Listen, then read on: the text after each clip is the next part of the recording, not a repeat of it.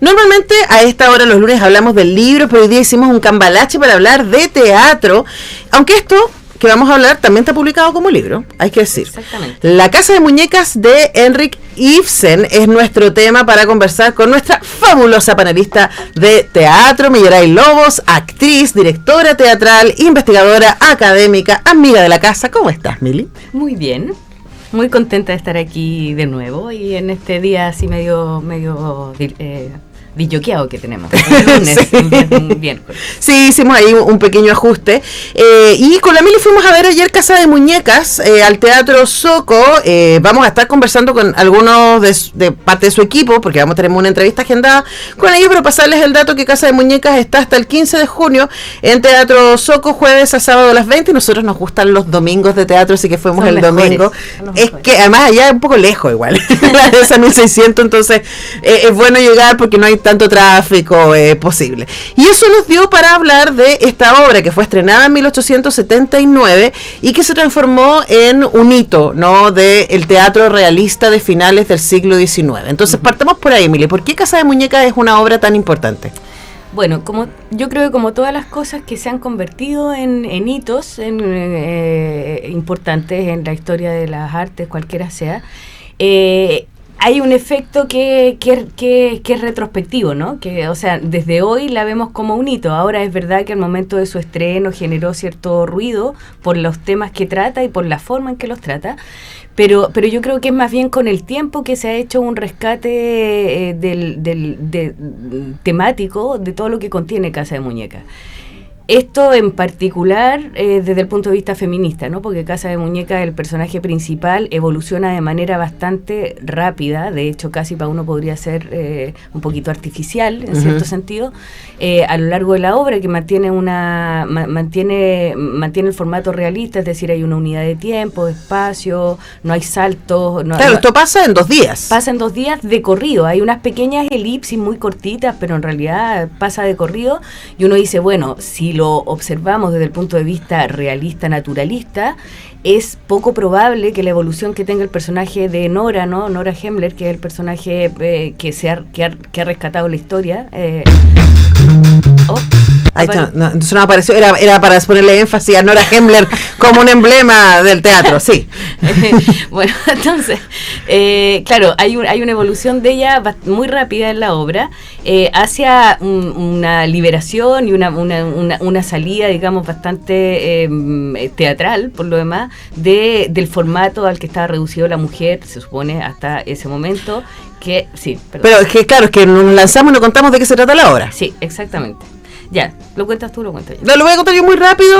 Se trata de una mujer que está casada con un abogado, que ella siente que ha tenido que vivir muy constreñida económicamente, ¿cierto? Y está muy esperanzada de que ahora el abogado va a tener este super puesto de gerente de banco y ahora su vida va a ser mejor. Después nos vamos descubriendo que ella además está muy endeudada, ella sola, lo que es una rareza para una mujer de su época, y que pidió ese préstamo para salvar la vida de su marido, para llevárselo de viaje, porque eso es lo que dijeron los doctores, que era lo que se decía en esa época. Si usted quiere sanarse, váyase al sur. Claro. Por eso la Rafaela Carrá decía.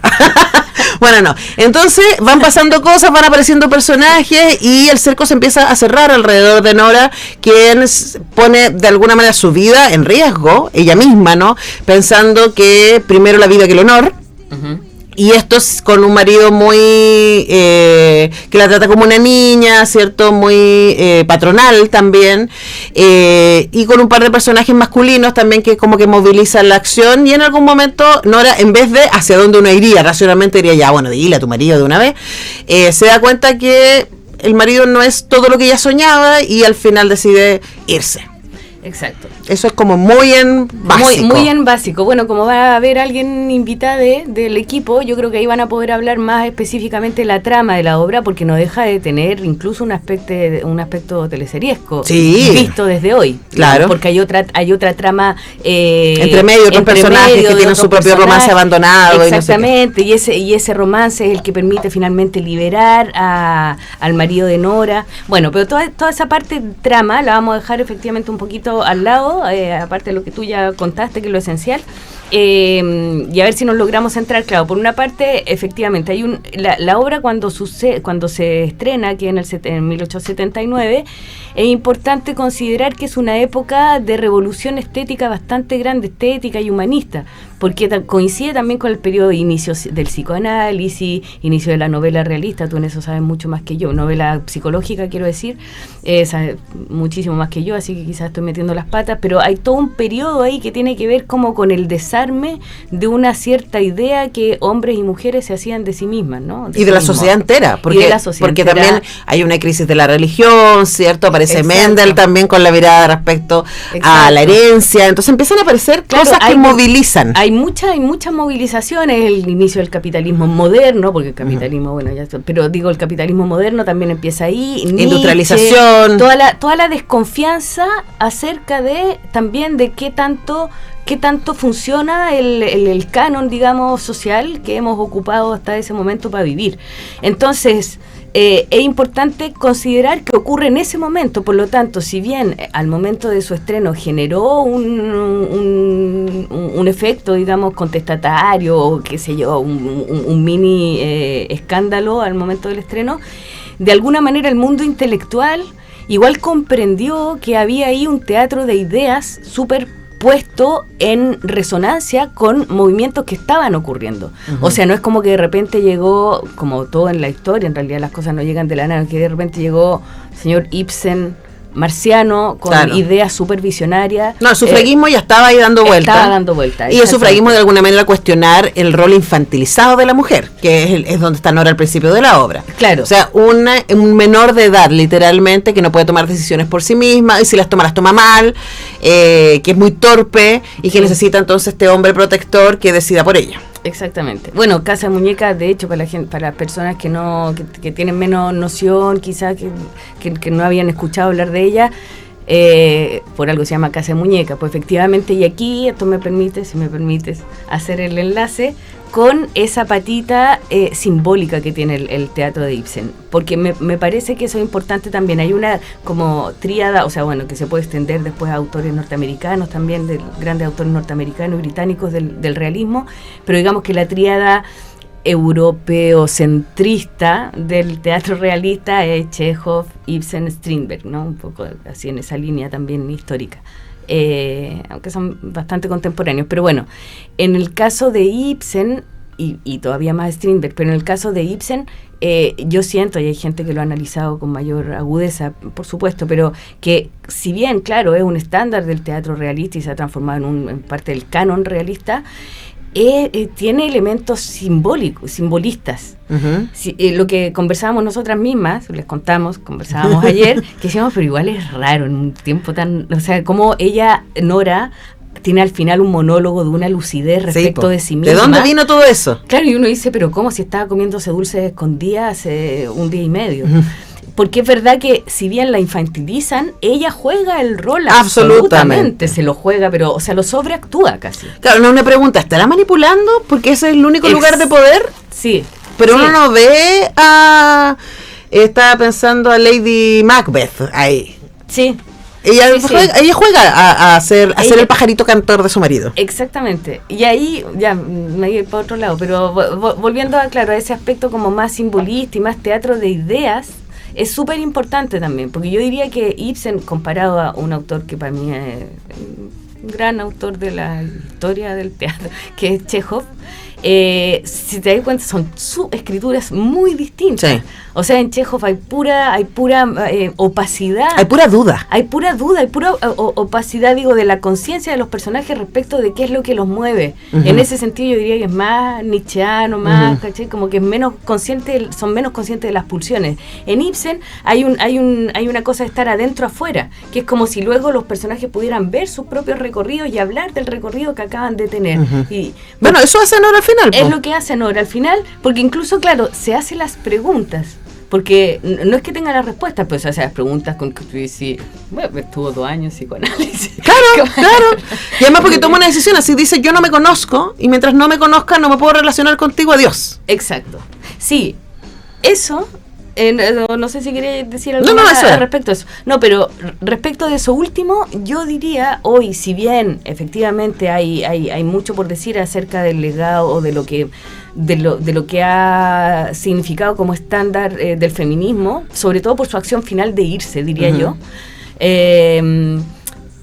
Yo creo que también es importante mencionar que si uno mira otras obras de Ibsen, yo diría que se trata más de una cuestión de la primacía del individuo capaz de autorrealizarse, individua, extendido aquí a la mujer, más que de una cuestión propiamente feminista. O sea, yo creo que lo más radical, pues esto es mi opinión, pero lo más radical que hay en Casa de Muñecas es que para hablar de ello, cosa de la que he hablado en otras obras, toma además una figura femenina. Pero que en realidad creo que de lo que se está tratando es de la posibilidad de realizarse a sí mismo.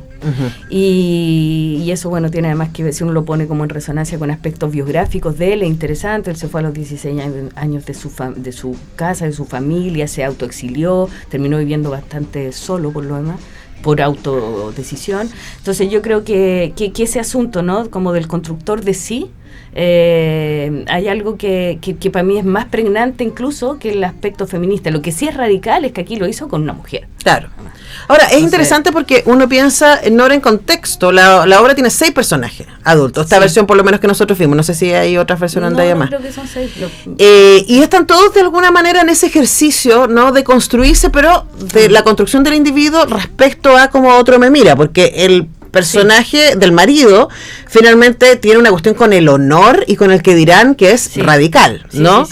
Los personajes secundarios también. Y hay otra mujer adulta, hay 2 mujeres más adultas, pero hay otra mujer que es la amiga de Nora que vuelve, Cristina, y ella es todo lo que Nora no es, pero porque no le quedó otra.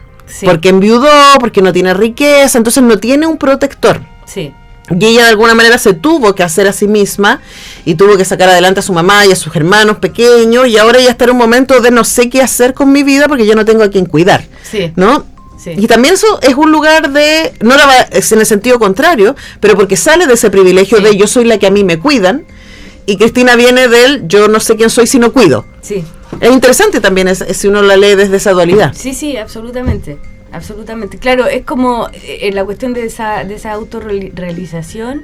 Yo me preguntaba ayer viéndola y pensando antes y preparando el encuentro de hoy, que claro, es como si hubiese, y digo, lo podemos observar desde ese prisma también esos otros personajes, ¿no? El otro abogado que es el que le prestó plata, el créancier, no sé, ¿acreedor? El acreedor, la amiga Cristina, lo que pasa con el marido de Nora, en fin, con Nora misma, que son como conflictos entre la moral y la ética, un poquito, ¿no? Como que tienen que ver con cómo me realizo, me valido o no, o destruyo mi imagen y quién he creído ser hasta ahora respecto de los otros, y cómo me valido, me construyo, me autodefino, en fin, respecto de mí. En ese sentido, efectivamente, yo encuentro el personaje de la amiga de Cristina es súper interesante, porque ella toma decisiones también y súper conscientes, pero respecto como de una ética que es muy propia de ella y que no va a tener que ver con convertirse en héroe respecto de nadie. Pero también tiene que ver con aprendizaje, porque en algún momento, no le vamos a hacer el spoiler para quien no ha visto la obra, pero una obra que tiene más de 120 años, que si no la han visto, también ella dice, yo ya hice eso una vez y no lo voy a volver a hacer de nuevo. Sí, es cierto. Y yo creo que también ahí hay un ejercicio, de nuevo, de autovalidación y de aprendizaje y decir, yo tomo decisiones. Y eso, claro, es interesante en términos de los contextos y de que además aquí no estamos tan lejos, a propósito de Freud, que estaba ahí llevándola en la época, de la lógica de la histeria femenina. Acá, Cristina es cualquier cosa menos histérica, y Nora tampoco, porque es una niña. Es una niña, yo creo que no, o sea, de verdad la cosa. Por eso también, volviendo a lo del título, que claro, que un autor que le pone Casa de Muñecas a una obra en donde uno entra y estamos hablando de, o sea, y es una familia y qué sé yo, entonces bueno, ahí ya hay un juego metafórico, ¿no? De ponerle Casa de Muñecas. Me voy a deslizarme un poquito para otro lado, solo para mencionar algo que supe hace poco de una puesta en escena que se hizo, creo que es una noruega, por lo demás, porque este es un autor noruego, que Noruega no existía, pues la repartición territorial fue después. Él en rigor es danés, pero bueno, cuando nació. Bueno, pero una directora noruega que hizo una puesta en escena con solo marionetas, pero marionetas ultra realistas, y solo ella en escena. Y es súper interesante porque, claro, los demás, el resto de los personajes están presentes, sin embargo, inanimados, mientras no sea uno el que está hablando o no. Entonces, quiero decir que el hecho que se llame Casa de Muñecas y la posibilidad de ver cómo una u otro de los personajes, de las protagonistas, se anima cuando toma la palabra, me parece decir bastante sobre la obra también, y sobre esto que decimos de que quizás en Ibsen es más relevante la preocupación acerca de cómo aparezco y cómo me aparezco cuando hay otro mirando. Cuando hay otro mirando, y cuando hay también la decisión, porque hablan harto. Cuando hay la decisión de hablar, digo, a diferencia de Chekhov, que a veces hablan harto pero para decir nada, pero aquí hablan diciendo mucho. Sí. Todo importa, por eso es un teatro más de ideas, diría yo, que un teatro realista naturalista. Claro, y además también es un teatro que no está haciendo experimentación, diríamos, formal. Lo que le interesa es el discurso, más que la forma. Absolutamente. Y a propósito de la forma, no sé cuánto tiempo nos queda, pero ahí, como estábamos hablando de realismo un poco, yo diría, ampliando el asunto, que interesante también cuando se habla de teatro realista, ¿no? Porque en general es como una inercia formal la que se repite, más que un espíritu que se rescate. Claro, porque yo pensaría, la obra, por ejemplo, la puesta en escena que está en Soco, busca referir a la época. O sea, está como finales del siglo XIX, ¿no? Sí. Pero uno podría perfectamente ser Casa de Muñecas hoy día. O sea, sí. Bueno, esas mujeres sí existen, ¿no? Ahora sigue existiendo. Sigue existiendo, absolutamente. O sea, decir en el teatro. No, y además que estoy pensando, o sea, es como el concepto Sugar Daddy y el marido de Nora. Sí, sí. Básicamente, ¿no? Sí, sí. Así que bueno, ahí se las dejamos. Vamos a hablar con la obra con alguno de sus protagonistas. Pero les dejamos el dato: Casa de Muñecas de Henrik Ibsen, con versión de Amy Herzog y la dirección de Pablo Halpern, la traducción de Pablo Schwartz, y con Daniela Castillo, Emilio Edwards, Natalia Aragonés, Manuel Peña, Moisés Angulo y Mónica Illanes. Está en Soco. Hasta el 15 de junio, de jueves a sábado a las 20 y domingo a las 19. Y nosotros vamos a vernos el próximo miércoles, no el siguiente. Sí. Ya el miércoles de junio. Miércoles de junio, ya vamos a estar en junio. Y ya vamos a tener algunas otras cosas que contarle. Ya estamos agendando el fin de semana de teatro. Sí, vamos a tener buenas sorpresas. Sí. Bueno, nosotros vamos a hablar mañana de Flora, a propósito, que tú ya la viste. Mañana viene la Isidora Stevenson, que es dramaturga. Y vamos a hablar también de Hilda Peña, a propósito de su edición. Así que todo eso se viene en el programa de mañana. También viene Pancho Ortega mañana. A hablar de tesoros chilenos. Está súper divertido ese libro. Es como Indiana Jones en Chile. Ay, qué entretenido. Súper divertido. Así que vamos a hablar con Pancho Ortega de eso y muchísimo más. Vamos a hablar de literatura con la Antonia Sepúlveda. Así que no se pierdan el programa de mañana y quédense, porque veo que ya empezaron a llegar los invitados de la Muri, que viene inmediatamente después. ¡Ay, gracias! Tengo un libro para ti. Miren, les he pasado los libros, créanme, a todas las invitadas de hoy, pero se me ha olvidado nombrarlo, perdónenme, queridas planetas, que nos mandan libros para todos nuestros invitados y invitados, y escogí Marguerite Duras. C'est fantastique. Sí, pour vous, mon ami. Así que se lleva Escribir de Marguerite Duras de Tusquets, nuestra fabulosa panelista de teatro. Millera y Lobos, nos vemos pronto, Milly. Sí. Nosotros nos despedimos, quédense en Radio Unidad, que ya viene prontito Muriel Riveros con tantas canciones buenas.